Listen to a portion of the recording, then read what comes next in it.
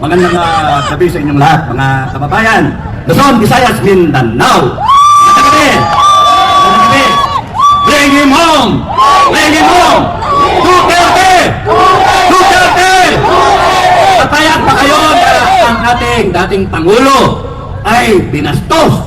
Hindi binagyan ng pagkakataon at nihirakan ang kanyang right as a Filipino citizen. Bakit kasi natangay ito? Bakit napunta ron? Luzon, Visayas, Mindanao, lahat ng Pilipino from all walks of life, magsasaka, mangingisda, basurero, bento, tricycle driver, mayaman, mahirap, kung ano man ang profesyon, walang baliwala yun.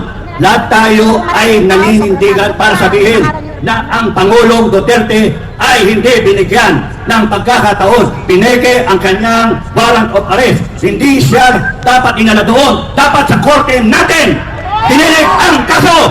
Hindi dapat yung ginawa na yon. Kaya kayo, gobyerno, bring him home! Bring him home! Bring him home!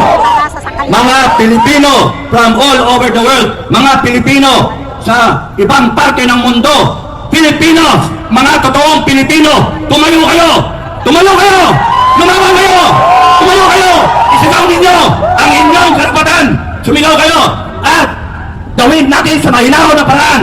Hindi sa tigban! Wag!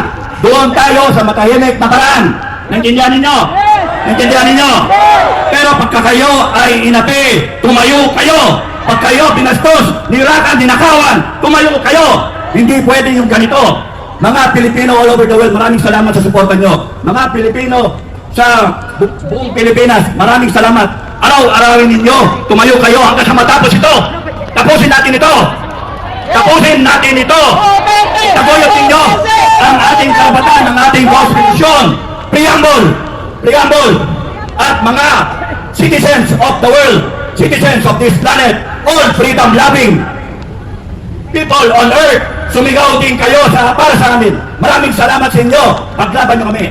Maraming salamat. Magandang gabi. On behalf of FGF, Filipino Guerrilla Forces, kami ay sumusuporta sa lahat. Thank you. Maraming salamat, Captain Dado Enrique.